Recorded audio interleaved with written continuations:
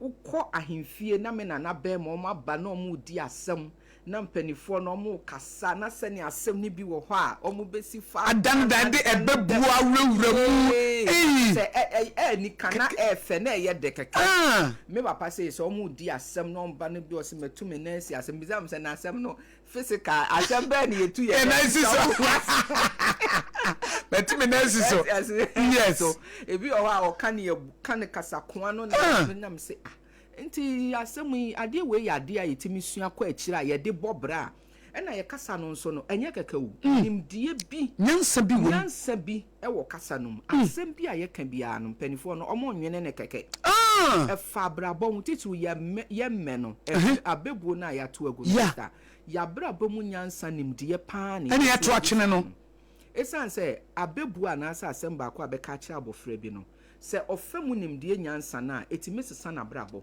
etimesesa na adwene mpo etimesesa ni suban bi etimesesa ni ye bi a o ya ohun se there be we emwa etibe no ma nhyɛ da keke no mo bu be eye bibi na sie no mo de yadesua no ma kukyira kyekere no e no ma ye ne be pepepe wa ye kukyira kyekere no sa pepepe o ya linguist wo hu Seminia no misiesia what I don't know na ye de pepepe ye minia no ai minia no misiesia enti wa hu enti se nkote sa bebuo na abofra bonwa omo achechede yes enwa emre yade a ebeboa momo abekọ wanim a enfo hawo mrew ebre so na edu baabi se wonfin ye din wo sa anim de otimi a oftoa so fa ne ye din na ade kọ wanim so wa hu abofra hu ne nsa hohora oni mpanifo ne didie enti sa abofra ne bibia oye bi odi nyansa sa na tu ho odi ani die ne ebuo esan so onim se ebema na kwanya bi na daache no de akopie baabi a anka enye mere se obenya ne saa se daache panimu bi kura befa no betete ne beboa na ode ne bekọ akire enso na ya toto saa ya toto ni na to atwene esusu nyansa po bi wom obi ye bibia anka enye se kasa tintin bebre kura beka se wo kasa dodo ha adwen na anka ya bebuo ba ko peto wa wakasa wo ba ba mu a bebre ena ye kura no sete ye kasa ne ye ni ye bi okwanka wo ye bibi na ebi a wo ma metimi bonani bibi ne just enye kasa no ko nka ne ye bi ne ye yankasa ne ma bi a ye no se nka ye na nka ye de kirempo a ena nka ne sa amamne ne amane ye de kirem kwara na anka sister be boa pa ya ebi ko akwara no kwa wo ka kire no kra obebu sasa amam ya de na wo ka asase kire ne sei akwara no bebu sasa asema wo kan ye die asiche be ya wo bu mi o pa kire sei enti na ebe mani o wa kire ni mu se we enti na me ka sei wasua sa nimdie no na ye ne de kra na daache kra no odi akwa kire ne yonku bi akọ nanim enti no kra ni ye kasa no ese yesumu ye ne bo ho ban yes ye mo language watch foundation okay ye ni abra se ye ba be fi sa adwumadi ye na ase ba be hyem nkran kana ya se be kasa no ye nyensai no anase be ka ne yie ye beti ni be hu die enti ese ye ka ye enti ese ye ka because bebre na hu se oh na me de ko he yankase ye kasa no me de ko he me kwa me tu kwan me de ye dai but ese ye hu de die enti a esese ye maintain kasa ye manage na obe chiremu se mama niam mienu nti esese ye bossa kasa na ho ba because bi hu so eno odu ba bi obi ye ka brofo eno odu ba bi obi ye ka sei wuti se die enti na esese ye bo ye local languages ne ye bo ho ba ninya ehia pote pa ne se ene na kire yesu ye bo brebe bia ye fi da bia mka so twedi ampon wanyamfum so se obo ye ndi ye bedue ha okay enti niam wo ye kasa no ma fa ye ka kasa ne ne esua ya mamre ya mane niam atwa ye ho ahia eno na asese wa hwe aye kire wade ne adukrom kasa kire a ema wo ti ase ehu adekode no ema wani ka pese odi ye bibi na wankasa ade boa ho boa wabusua ene ye de ye kasa di djuma ye esua ne ma bi fa ye yankasa ye niam ho ye mfa nse ye haban ne yi ene kra ne fa bi kra no won se nimdi aba ye sua ne ma bi fa ye yankasa ye haban nuro ho ne ye tete na ye bie nkura bata omusua ye de boa ye yankasa ya resa wano ne fo kra aba eba beji ema ye de ko ema ye nya sika afi nso ade nso nse ye de fi ye mofra na se a ye yankasa ye niam no ye mofra nani bechi ho omani beji ye niam no ho yankasa niam yankasa yamamre no ye mofra ni sua ye yankasa omu sua nya na omu hu niam e wa ha na omu nya oman ho do okay eni oman ho tema o sua kasa no ankasa nso no na o sua anidie obuo opo enehwe atem didi ekoso radio enokre so ahu ni nyina ye niam bi a esisi ye niam bi ni ye nkanko ani ye mpuntu kwan na ye nheda enhwe ne saa enti no me de da bia me kasa ye kasa no se ye ka ne ye mofra ne ka ne ye kire omo efi amamre ne amane no na afen so ye ka na omo sua niam atwa ye ho ehie omo nya mu nimde mapa eti ase ye sani amano ne fo bi te se e fan se China fo ne India fo ne omo de aye omo man no de aye omo man no ni bua musika se mpuntuo ene se omo fiase de kire omo ma no nkoda bre mu kura yes nti niam ankora ne sua nyina no omo ti ase ehuhu akwan hu ne se ode ye nti ode oman ho do ene saa nimde no ene saa nyansa no epese ode na ade ye bibi e wo ne memu na eboa no na ebi kura nso akọ amanone sika akọ aba nti se ye ka se ye fefe saa de we ma pensen se mu a aduadue mu ne afasode ewu mu ne doso doso eni kwanse ye toto na se kura kan kura ye bebre kesene na de fa wani to hwe se yetimi ye ne ye ne saa enka beboa ye pa enka bedu baabi no ye yankase ye benya o ma ho do se ye yankase ye ne ama no ye beye ene ye de adijuma ena akreti adwuma ama yankasa eni ye sikasem ankasa akoye ma ye mabun no omprimpo say obetu kwan kwa baabi ade che omo che ye nyina omo ni mu mental slavery say na say ye mfa ayi hankofo ne ayi ngumu nsa entwem nkwa mo ade che ne mo ade sua no ye dane mi set theory nti unwie no untimi nhye da mfa anya hwe untimi mfa anya hwe tukwan na fa koye bibi because brofo na wo ka batu ni nsa no adwuma bia na nso nka ye che na wo ti ase do you understand yes na what you say there be entiase na nka yes sania ma bi ne ye kasa na nka ya de kire ne ye humasua na yes sania ma we me fans we educationist when it jingumasua wonti say wo can with passion wo dia akoma because wonnim hia say ye ni ye be boa ye ma no because ntisa na koda na asani da so bi ani ha o ko school kro busa no se me ko school abaye dai ye kire o made yi story bia obisa no ne opeso ya onim ne opeso ye mpo akora bi o ni ani da so entu bisa na me hwe se me ye na metu kwan bi a obi adwen se ye wi a ye ntu kwan na ho ana etena ha ne aboa because at the channel kra na ye kire no won tiase onim ko befa so obaye de abo ne bra enti aya tete I said doc SMP I said etere bia bon se oko sector bia wutimu se problem ne so eso by tere etia na ye wo se well yen hwe ne ebetimi aye ana sector bia well we say raise your hands in despair me mani na me de menya me de na me mo me bra wo me ba bi me nkoye bibia na obi ade na ni ababa besi me so abaye yi nti won se bia wajai wa reach sa point na edu ba bia wutimi du edu ba bia se ne ye bo de ro ya ase en fa ye krom kasa ne ade edu ba bia na asa wo ya na wo ya bre nenso ba ne de etrenti ya ye nya iche so emo ba mu ema wa ba mu se ba bia wo bia kakra na wo betimi aye no na o ye ne nkakra na o de build na man da so tire bia sa wo hwe problem ne kasia to be honest with you o be kasa da bi we die me kra aja me teti we kra me teti abeba me giri sese mo ma mo bie nipa nanim wo mo hu benefit na wo mu no a advantages na wo mu no a emfasodie na wo mu no a ebema nipa bebre ani anche ho because wo bebe na me baba ko o ye okakasebo edi nkomofa wo ho e na me kase wo yo nipa wudi kan wo ye PhD in chi na utimi say ahye nkran I say I inspire no ahye nkran pa nti was ene enam sinti bibia wo ya na wa ye ni yi ene ye fa bibi specialization baby a wugidi senyame fra wo ko ho no na wa boho na wa ba be master of your craft and to be anim say ba chi dia Dr. Yafia Kentende. because washada a building the dear was our side no why ye no ho adwuma was our side no eboa enti say yes, sometimes make a problem no social be educational sector no. Recently me host too Reverend Professor Joseph Osafo de me na yedwumadi SOMPA Rhapsody na wo kan be BFA BEC in sohe no na dwempo no say eni kwanse ye BEC in sohe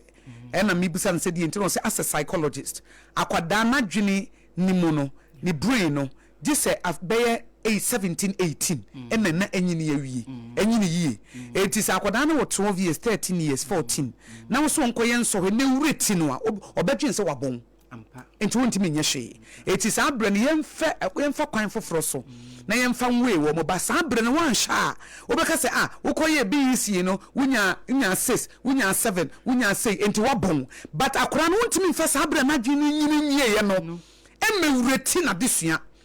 it was chair na jisen ka be ya BEC ni yencho no ase obi o psychologist or clinical psychologist was study na wa be mu no ono de na jenche ne se enye emo nkwada no because nkwada bebre wo ho akate wo mu dreams short because obi okra abo se BEC no anya de but SSS en wo ya de pa because akwada ni brain no sabre no eye young enyini nwie na obi amagini enyini nwie ye de wo ye de ebebu makonta based on agene ne baby a level na edru no it when was ye din koda na ye nkoda na bro because no mu chun so we me nkoda nketinketi mi si we wokocho BEC no we so ahopopo obehwe no wanya baby e ha me ne se wanya de na obeka so onya de na ntisa na so na ntisa so kan no na bebu na bam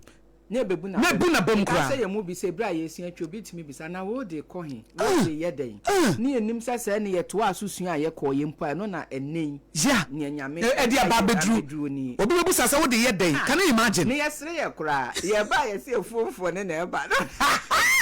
yes na uze na ye de ye ni je ho enti ye ba ye gosua dodo kabia ene yi ba ko kabia enum njeje dodom bete dodom remem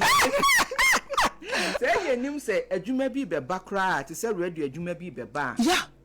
kasa ne kra wo ka no senia ese o ka kasa na articulation o voice variation o fi ase kra senia ese o bie wano ne one e ka no etimi chi attention e ma watiefo adwene timi ba so mo betie wu asem no o ka say na mood asem ye ani gi a ye ka ye na ma no so ani age edu areho sem so asene ye di se wo de wo neto fa eko baby o so ese wo sia na edu areho ese wo kwa areho mu yes mood ninya ase na voice and speech ninya ya de ase na ye kire pa enu se me kire enu so ya de a me kire o kire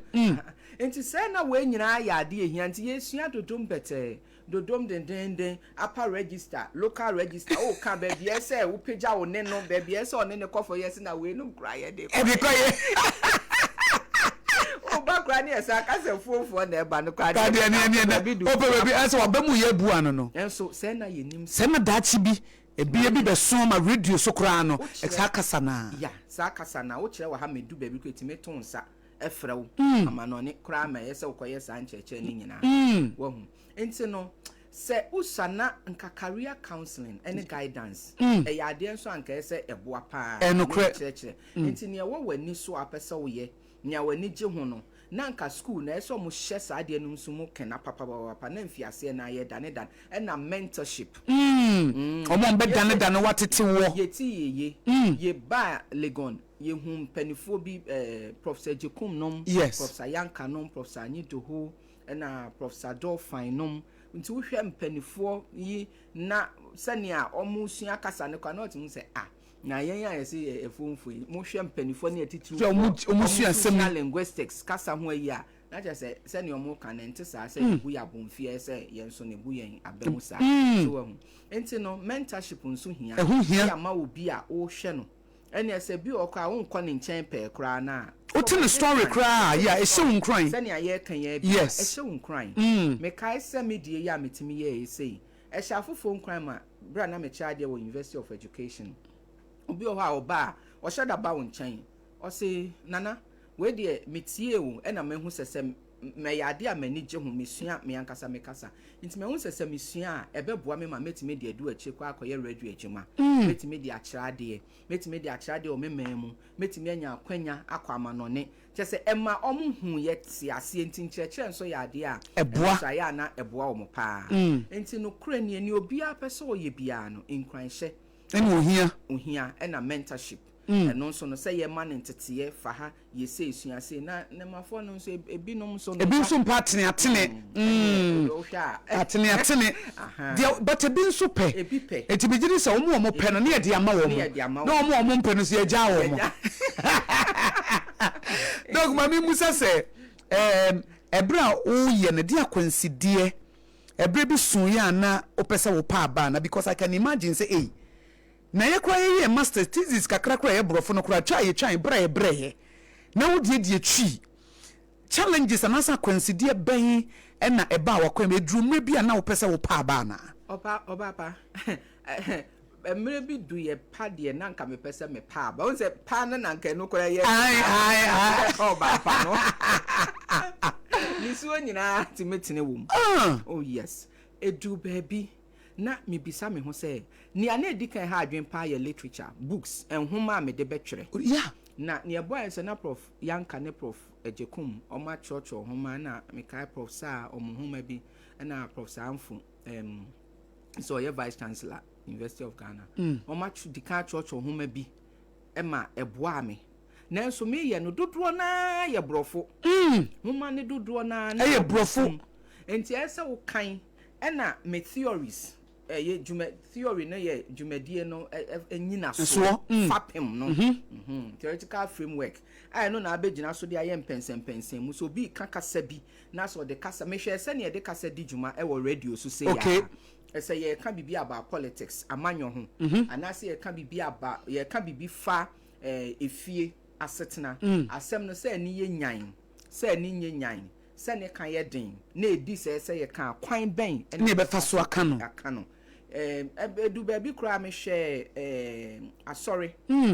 nkitahudie e wo ho asem bi wo ho a se sofo kura na eka anasa asori ba na eka na sa asem no edika na eka kwan ben na fa so de kana ebema asem na ye eka no se ye pese imuaye bi ba obi didi dwuma na ebo asetena ene nka boma kwan ben na be fa so aka na nipa ne beji atum obeye na emfanta wantawa na so ama enti unka sanwie no wadu bota ye ho se ede mfa so pa bi abeba amanyo kasa nso se wonko kana wonya asem emfa oyenne ene ntokwa ebufuo ne ayima na nipa no kro kasa no nanim onyam ne nanim bambo no ebetena sen se etore bi omo kasa na adane akofa how yes ni bisa na mehwe ye enti no unse efa yan kasa ya mamre ne ya setena ho enti amano ne nhoma no dodo na no eno nso from nso omo mamre ne so yeah so kasa otimi ka ne pendi atem kra mfo but enti se ye de no enti nhoma e wo brofu ma me de twiro yi a eye se ne omo ye omo de yi ene se ne ye de sister how de fato to ho na hwe bedin ka ne pen odi watem a wadi watem asem no nye kra o ka ye fra ho ntoma da bi enti e ma nhoma me de be ye na edin ho na me bre ye no enti me kan omonhoma na sani amede adwen ne beba yen ya edie mu no nyansa pomu nimdie mu ne sani ayen ye dane no na edin enti edu baabi no me se debi ade we die mintimi nanso no ya na professor ejekum ni nkran hye no oye me supervisor me principal supervisor ohumi a eya se twonwa edia no de frauna oya twonwa ebeye professor yanka nso humi a o se nana eye nkakra emi awani na professor anyedohu na edu baabi a eto ne ye de na se translation no asem no ewo omode foreign concept no na me de koye ye de ne ye dane na mfa me kono open ejekum wa se abekwan na asa ne se nkrakra no debia okasa asem abekwan na asa se nkrakra no abekwan na asa na menim se na menim sa ade we ye bewie na ababa ye nkranhye yes ababa ye nhwesode ye ababa be ye nimdie simple bi a eboa nyame nko a adesuafo ne omamu nyina emra so mo san to nsa fran bi a ye de be ye nkyerɛkyerɛ akɔ akiri pa esan se eboa esan se ne politics of insult ya ekoso yi atem didie ya nkofo ya monesem a obi edi atem nkoda di mampanyina atem we di ohene atem we di otumfo asem atem ochehene odi na tem ga manche odi na tem chese eno anso obi e kasa enyasem ketewa obi timi eno anso watamfo na si nanim na brusam so enyasem hu pa enye o enso nka ya bebuo ne nkyerɛkyerɛ kasakyerɛ bi wɔ so akora kasati apani kura ye musu so ene enfo obi a yes ya mamra ne fa ye je ya to na jeje mu no enti no me ka komachi a enti we ye niama bi a ema ye hwɛ ya eno so ye de mu nimdeɛ no dane ye a ye de twon homa no sɛ ya ye de be ye nkyerɛkyerɛ ne ye hu nsunsanso a de beba enti me ye hwɛ ne nyinaa nsunsanso a de beba ya na ha adwen a enei ni nsunsanso ni bi no sɛ obaako for reduru a egu nsunsanso ni mi sɛ ya hwɛ nsia no ebedu baabi no what is abnormal ne a enye no ebedu baabi no ye behu sɛ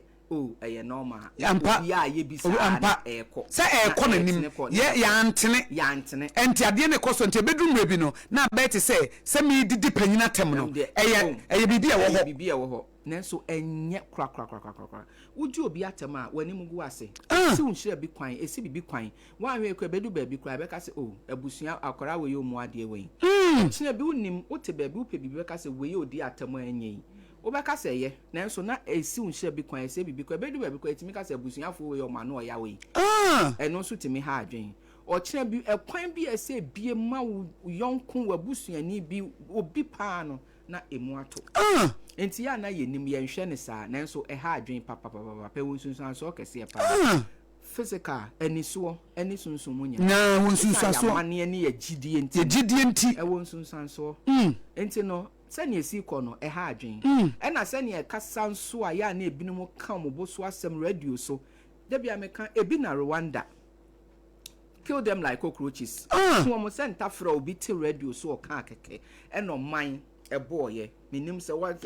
oh yes se ni ayifo no etu sini hutsifo no ɛna man boy o makɔ hoda me say me kɔ hwɛ hɔ no na wani boss wa me kɔ mo ba bi o ma hyehyehye na wo hwɛ nkwadaa areho ya tete ya na kasa ne de ya na enokre enso ye kun ye hu sua a we nyina na enso ya na me kasa omen ni amabi wo ha ya na ye didi agoro kakra enso ye nhwe ne yie ni amabi wo ha ye yankase ye ni amabi ye kasa ya mamre ya mane edisika bre ye pa o amanonefo omuba eba behwe omu betie omu koba nyina edisika bre ye pa enokre me ye me thesis me ye fa akasa ho de na emu mamre ni amane ewo mu no ene ni amabi a mesua hu se ya na ne kwan bi so krama no ne fo ne ne je ho omu ba no ma me hu se ni nyina ye kwan bi a eboa oman sikasam de empuntuo ba pa ehuma se ya na me kasa na me nya nhoma na ye o ha o se edu ba bi a na omu pese ye nya ye nhoma ya twere omu be fa unso omu de ya na abrofo no mu suba bi o anya odi ni ya o be fa no aye ni yi o ni afa aka dia Canada ho wasa be ton dia ma ya be ji wa akomunyansa ti yentina ho enti no nka be bi nso wo ho a anka nhoma tworo ya ade a ka beboa ye mu bi ya ye afamu de na nso nka nhoma tworo esan se adwuma we num ya na ye woni pa bi pɔte a obi ha ne na kyɛde ne o ya ade wo ho enti nka nhoma ye ene nhoma twere ne ade ne se nka omo bɔ modern ya ade ne ka ye so masin mu na enkrabata no hwɛ adesua enkrabata no hwɛ na ye boa o maban de sika eboa no mo twere boa eno nso ye fa bi nso eboa ye sika ebeboa ye sika sempa